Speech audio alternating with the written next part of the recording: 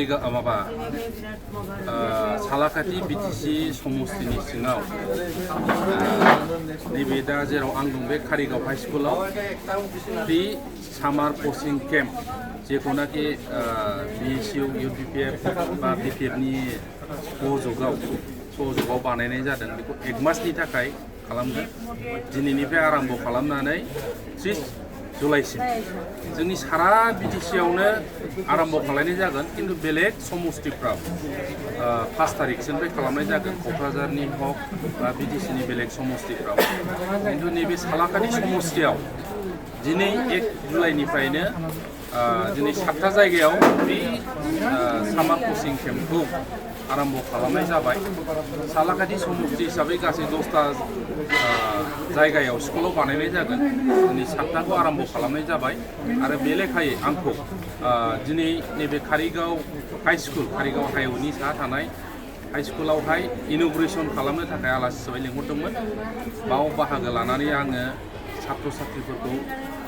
target खालामनाय माखासे खोथा बुंनो मोननानै जोबोद गोजोननाय मोनदों जोङो माखासे बे स्कुलनिनो पार्मानेन्ट टिचार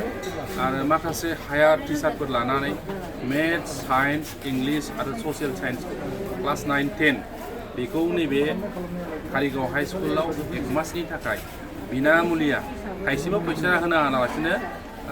स्टुडेन्टफोरखौ फोरोंनाय जागोन जाहाथे स्टुडेन्टफ्रा नैबे सामार भेकेसनाव जाहाथे गाव गावनि फरायनांगौ जानाखि सिलेबास बा चेप्टार थायो बेखौ गेप थानानै मेट्रिक परिखा होनायाव जाहाथे खुनु उसुबिदा जायालासे कन्टिनिउ फरायलांनो हायो बे बेबस्थाखौ जोङो बिएसइउ बा इउपिपिएफ बा बिपिएफ हिसाबै बेखौ बानायनाय जादों आरो बेयाव गासिबो सापर्ट होदों होनबा जोंनि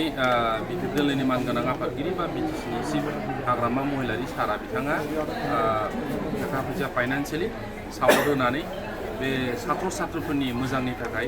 नैबे प्रि सामार कचिं केम्पखौ सारा बिटिसि ओनसोलावनो बड मिडियाम असमिया हक बर' हक खालामनो होनाय जादों आरो बेखौ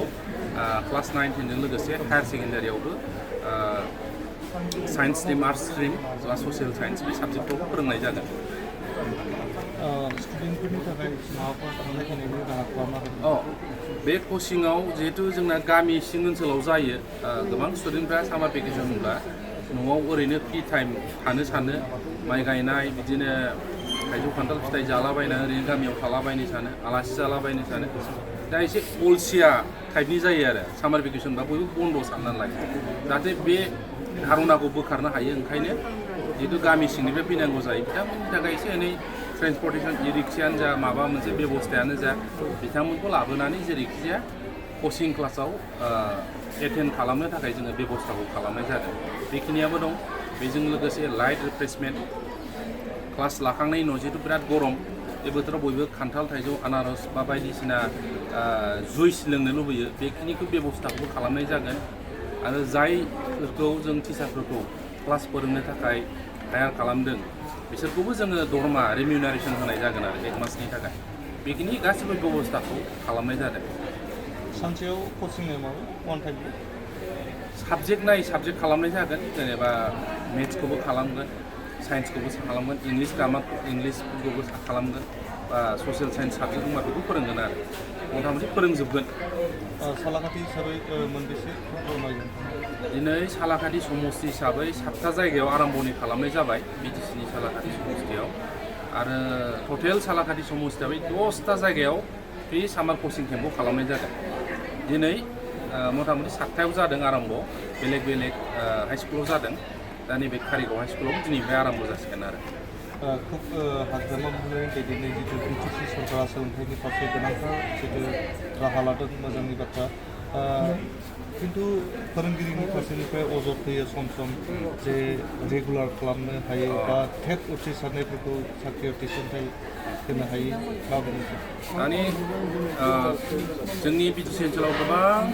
भेन्सार स्कुलफोर दं दा जेराव जों दङ कारिगाव हाई स्कुल बेबो मोनसे हाई स्कुला भेन्सार स्कुलावसो दं इमिया प्रभिन्सियेलाइज जादोंबाबो जोंनि बिटिसिआव मोनसे आयेन खालामखांबाय एसेम्ब्लियाव जोंनि बिटिसि ओनसोलाव बेसेबां हाई स्कुल एमइ स्कुल बा भेन्सार बा कलेज भेन्सार स्कुल कलेजफोर दं भेन्सार हाई स्कुल भेन्सार कलेज बेखौ प्रभिन्सियेलाइज खालामनो थाखाय बिटिसिआव जिहेतु इडुकेसना मोनसे ट्रेन्सफार साबजेक्ट बे लेखाय बिल पास खालामनाय जाबाय एसेम्ब्लियावहाय बे बिलखौ दा आसामाव हरनाय जासिगोन फाइनान्सियेल कनकारेन्स बा एप्रुभेल मोनबानो बे स्कुल बा कलेजफ्रा प्रभिन्सियेलाइज जासिगोन ओमफ्राय टेट टिचार एपइन्टमेन्टनि जानाखि खोथा जों जेसेबांखिनि मिथिगौ बे मेटारा माखासे केस होनायनि थाखाय माखासे टेट टिचारफ्रा हाइ कर्टआव केस होनायनि थाखाय साबजुडाइज मेटार कर्टआव थानायनि थाखाय बेखौ गभर्नमेन्टआ दा इन्टारप्रेट खालामनो हायाखै जेब्लानो एस सुन एस बे कर्टनि केसा डिसमिस जागोन बा बार्डिक्ट होगोन कर्टआ अब्लानो बिटिसि सरकारा जेराव जेराव